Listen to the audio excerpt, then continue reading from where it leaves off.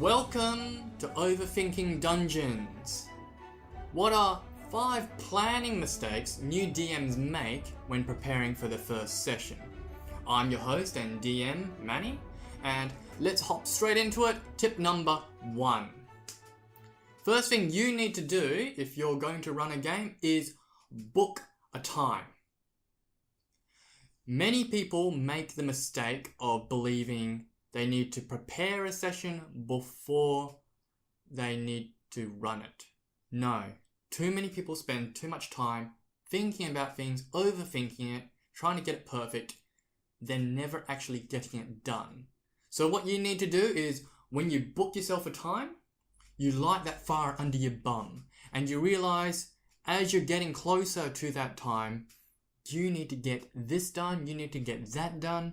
You get that sense of urgency that is important for actually running or being a DM.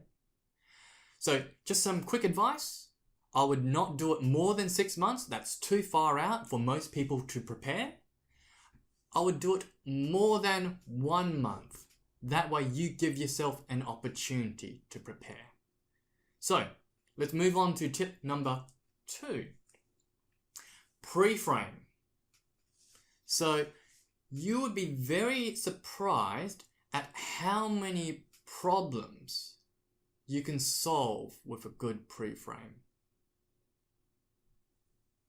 Here's an example. Hello everyone, I'm going to run a 5e one-shot. It's going to be an all-evil campaign. We're going to be playing in the city of Perskull. If you don't know much about it, that's alright. It's just a small town. I want you guys to build yourselves a character. I need those character sheets in by the 1st. We're going to play on the 7th of this month. And we're going to play from 2 o'clock to 6 o'clock. So we're going to play it fast and loose. Let's drink some alcohol. Let's roll some dice.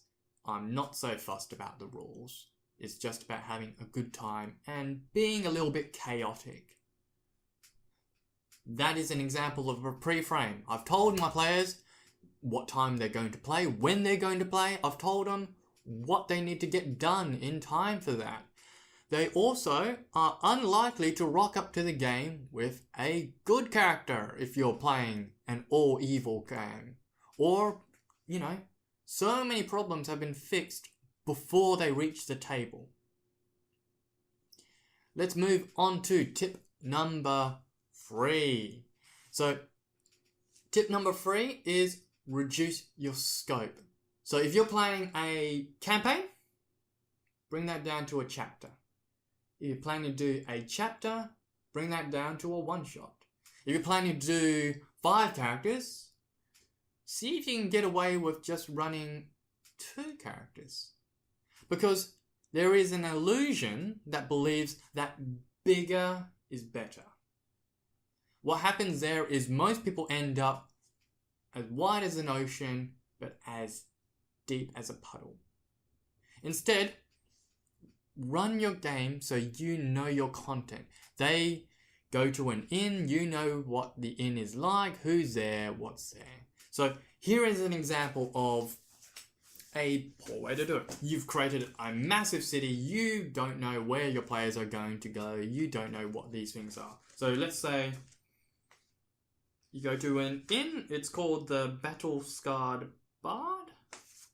The innkeeper, a genial and balding giant by the name of Howden Belovar, wishes it known that bards and minstrels are quite welcome in his house, as long as they don't try to perform.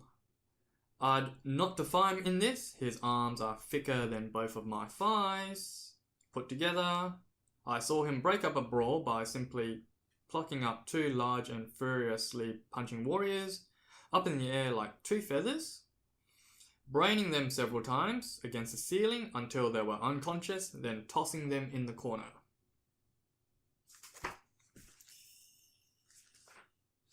Try this. You go into the Battle-Scarred Bard. It's a beautiful place, and probably the first thing you would notice is this giant, hulking giant of a man standing behind the bar key. Each of his arms is as thick as a tree trunk, and it looks like if he could grab a hold of you between his fingers, he could squash your head like a zit.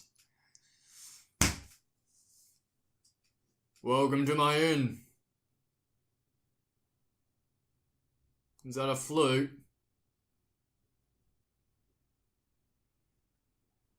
Don't bring it out. Besides that, you're welcome to anything you want. Meat's on special, and tonight's special for dinner is minestrone soup. Welcome. No need to go too far. All on the fly. It's actually quite easy, actually. And if you work on that skill, it gets easier and easier. Anyway, so to repeat again, know the stuff that you're going to run. There's no point telling people about the castle on the hill when they can't go to it. Your players don't care how accurate you are. They care how they interact with the world you're creating. So let's move on to tip number 4. Prepare. Notice that prepare is actually far further down the list. It comes after you've booked a time. It comes after you've pre-framed. It comes after you've reduced your scope and reduced the work you actually need to done. This is where you actually start reading the rule book. Now, this is where you try and learn the rules that you need to know to run the session you're going to have. This is where you read up on or create the world or the city they're going to be in. And if you don't understand it, or you don't like it, or you don't think it's useful, you are perfectly welcome to take that and just chuck it out the window. Again, as I said before, your players don't care how accurate you are or how big the world is necessarily. They care how they can interact with it. So if you bring it up, they're going to try and do something with it. So again, going back to what I said before, this is the point you learn your rules. You learn the world and you prepare for your actual game. Maybe you write down your encounters, get them onto a piece of paper.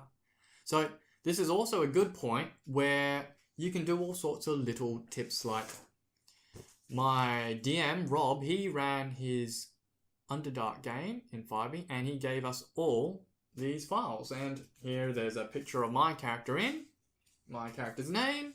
He's a half-orc. Inside, he actually has the cleric leveling tables. He's got my domain, what a half-orc is all about, what some of the abilities we have, some of my special abilities down this stuff, and that's really cool, really useful. Presents all the information I need in an easy-to-access file. Something else you could do to prepare is, if you're running with a group of new players, you can highlight some of the columns on, their character sheet. So if I say, hey, I need you, Cars, to run a perception check. Your perception check is in the pink column, and it's down near the bottom on the right-hand side. Or maybe you need to tell me your armor class. Your armor class is in the blue section, and it's in the middle of that near the top. You don't need to go over and point out anything on their character sheet. It's all in front of you. So I might do a special video on preparing, because there are so many really good tips I've gotten over the years from friends and things I've picked up myself. Moving on, tip number 5. You've reached this point and you've started preparing your content, or you've prepared your content. You know your rules, you've read them over a few times. This is when you start and you start to review. So my suggestion is, you've probably spent a couple of hours preparing your content. You're preparing your game. Spend half an hour just sitting there, closing your eyes and just running through how you're going to run your session step by step. What are you going to say? How are you going to do it? What do you need to do? Oh, yes. I'm going to need them to do a perception check at this point. They might need to talk to this character. Oh, drat, I'm going to need to prepare a battle sheet for that one, and I might need to have my monsters bookmarked in my book. Yes. Yes, and then when they're done with that, they're going to find this piece of paper. I should probably print that one out so I can give it to them. Oh, yes. Spend the time running through the game mentally. Not only will it give you confidence in how to run it, it also adds it and commits it to your memory. So you are getting better at running a session without actually having run it yet. So, moving on from that is you can actually get one of your friends or maybe the DM on the internet or Reddit, wherever, and talk to them about what you're going to do. Now, you don't necessarily need to listen to all their advice, but they might point out some mistakes that you have or are going to have. And it's important to have that review, that person look over your work and give you their input. You'd be really, two heads are simply better than one. You will do yourself so many favors by getting some outside feedback. And make sure, I should have added this at the beginning, make sure it's not a person who's going to play in your game, okay? Might be a few spoilers you might have. Anyway, let's do a quick recap. Number 1, book a time. Book a time when you're going to play, commit to it. Remember, the world doesn't care what you know. It cares what you do with that knowledge. 2, pre-frame. Set your expectations. You need to know, or your players need to know what to expect so they can mentally and physically prepare for it. Tip number 3. I forgot what number 3 was. Reduce your scope. Sorry. Maybe 5 things was too many for me to remember myself. Anyway, the world doesn't care what they can see in this world. It's what they can interact with. Whatever you're doing, make it small and just simplify it and keep it nice and simple so you know what's going to happen and you're prepared for it and you can knock it out like a boss. Tip number 4. This is where you start preparing your content. This is where you start printing papers out. This is where you learn the rules, read up on what you need. Maybe you practice your voices, because that will come in handy. And that's where, if you've reduced your content, preparing 2 voices is very easy as opposed to preparing 5. Moving on to 5. Review your work. Take the time to sit down, run through in your head what's going to happen. Once you've done that, talk to someone. Get another opinion. That will make you so much better as a DM. And anyway, I hope you've enjoyed this video. I think I've gone a bit too long. So that is 5 things. 5 planning mistakes that new DMs make. I'm going to follow this up with a follow-up video, which is 3 things. 3 things you can do while running a game. So I hope you enjoyed this video. This has been a OThinking Dungeons video tutorial. If you're interested, we also have a podcast series where we're playing games and you can see some of the skills that you may see in these videos in action. So even then, you might be interested in knowing how I apply my rules in my games. But anyway, that's in the podcast. That's in the links down below. Join us next time. If you enjoyed this content, give us a thumbs. If you want to see the next video, click the subscribe button. Until then, I'm your DM Manny, and I hope I'll see you all next time.